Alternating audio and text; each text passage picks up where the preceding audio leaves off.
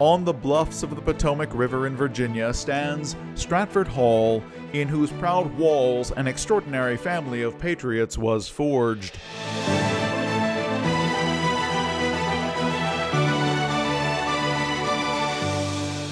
The repeal of the 1765 Stamp Act felt like a vindication of the claim Richard Henry Lee and his Leedstown resolutions made for our constitutional right to representation in Parliament, and the colonies celebrated with abandon. But the feeling of vindication was short-lived, as Parliament soon rolled out a new series of taxes, repressions, and exploitations called the Townshend Acts, prompting Richard Henry Lee to remark, "The nature of men in authority is inclined rather to commit two errors than to retract one."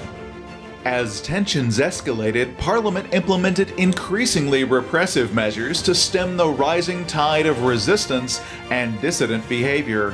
Virginia stood with Massachusetts in the wake of the Boston Port Bill of March 1774, the first of the coercive or intolerable acts.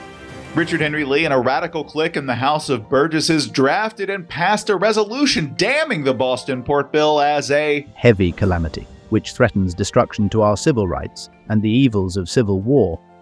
After firefights at Lexington, Concord, and Bunker Hill, King George III declared elements in the colonies to be in open and avowed rebellion, and ordered civil and military officials to do their utmost to stamp out the flames of revolution.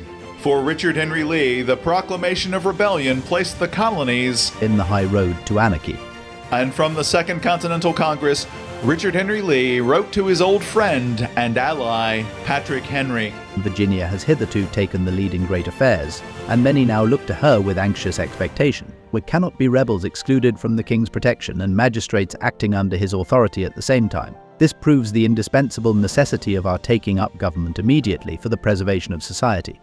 Virginians convening in Williamsburg in May 1776 answered that call to lead once more, to take up government, and on May 15th resolved unanimously to instruct their delegates at the Continental Congress to move a declaration of independence from Great Britain.